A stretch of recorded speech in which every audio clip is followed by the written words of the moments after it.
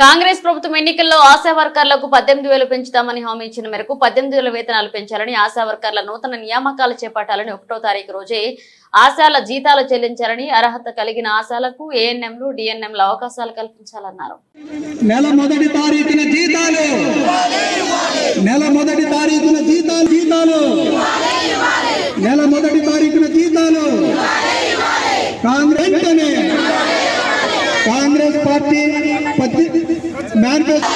Congress party మేనిఫెస్టోలో పెట్టిన 18,000 జీతాన్ని,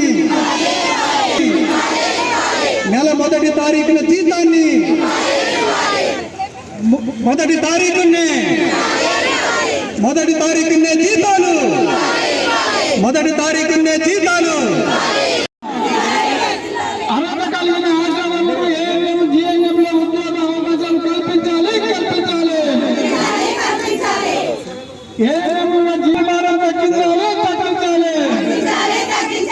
ప్రతి నెల మొదటి జీతాలు ఇవ్వాలి.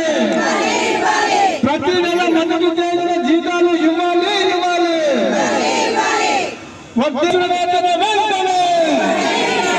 18,000 రూపాయలు పెంచిన ప్రభుత్వం వెంటనే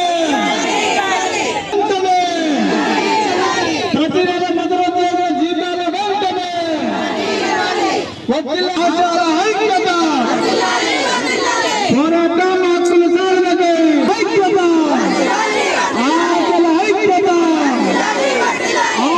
ఐక్యత పిచ్చిన వేతన ప్రభుత్వం వెంటనే 18,000 రూపాయలు పిచ్చిన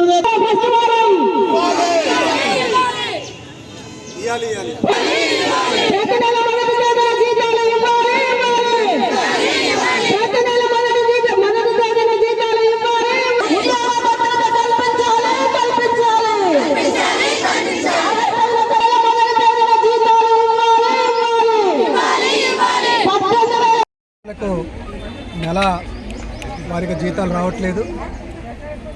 గతంలో నెల మొదటి తారీఖున జీతాలు వచ్చేవి.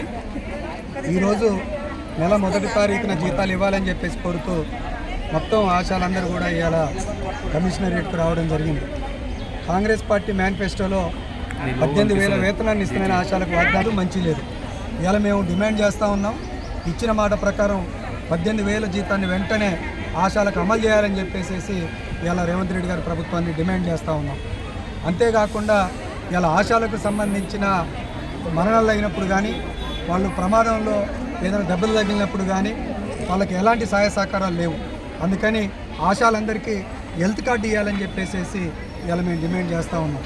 ఆశాలలో అర్హతలు ఉన్న వాళ్ళందరికీ కూడా ఇలా ఏఎన్ఎం కానీ ఇతర పై పోస్టులలో అవకాశాలు వచ్చినప్పుడు వాళ్ళందరికీ కూడా వాళ్ళ సర్వీసును దృష్టిలో పెట్టుకొని వెయిటేజ్ మార్కులు ఇచ్చి వాళ్ళందరూ రెగ్యులర్ అయ్యేటట్టుగా, అవకాశం ఉన్న వాళ్ళందరూ రెగ్యులర్ అయ్యేటట్టుగా, ప్రమోషన్లు వచ్చేటట్టుగా చూడాలని చెప్పేసి కూడా ఈ ప్రభుత్వాన్ని మేము డిమాండ్ చేస్తూ ఉన్నాం. చివరిగా ఒకటే, రేవంత్ రెడ్డి గారి ప్రభుత్వానికి ఆశాల సంఘం తరఫున, బీఆర్టీ రాష్ట్ర కమిటీ తరఫున మేము ఇవాళ డిమాండ్ చేస్తున్నది, మీరు ఎన్నికల మేనిఫెస్టోలో వాళ్లకు 18,000 జీతాన్ని ఇస్తానని చెప్పినారు. 18,000 జీతాన్ని ఇవ్వండి. ఆ జీతాన్ని 1వ తారీఖున పడేటట్టు చూడండి. వాళ్ళందరూ కూడా ఒంటరి మహిళలు, చాలా పేద కుటుంబాల నుంచి వచ్చిన వాళ్ళు. దాన్ని గమనంలో పెట్టుకొని మీరు ఇమ్మీడియట్లీ ఈ సమస్యల పరిష్కారానికి సిద్ధం కావాలని చెప్పేసి వాళ్ళు డిమాండ్ చేస్తాం.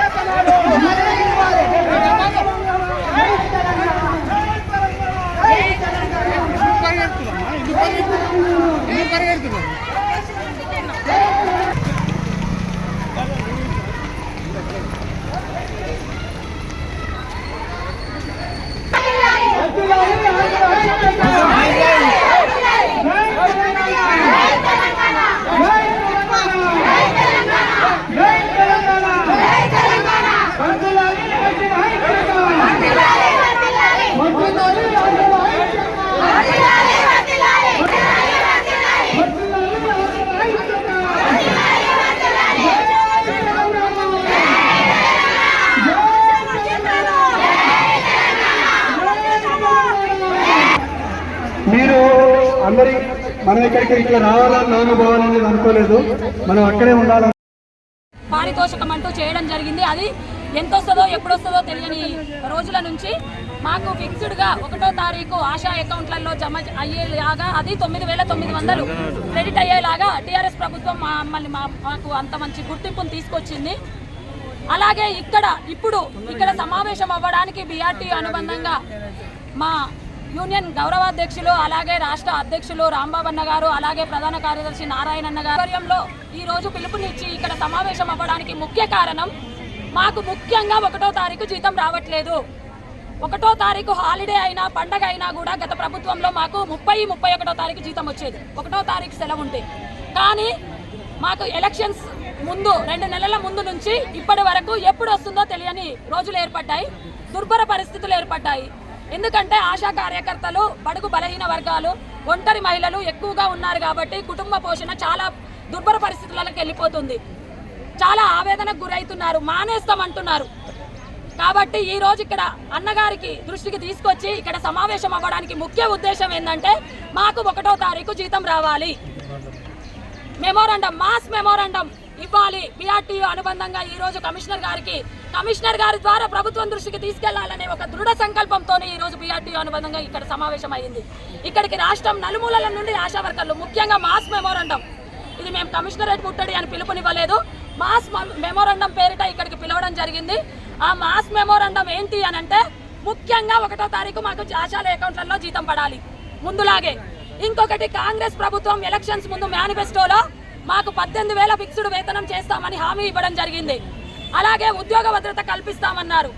ఆ 2 డిమాండ్లు కాంగ్రెస్ ప్రభుత్వము మేనిఫెస్టోలో పెట్టింది కాబట్టి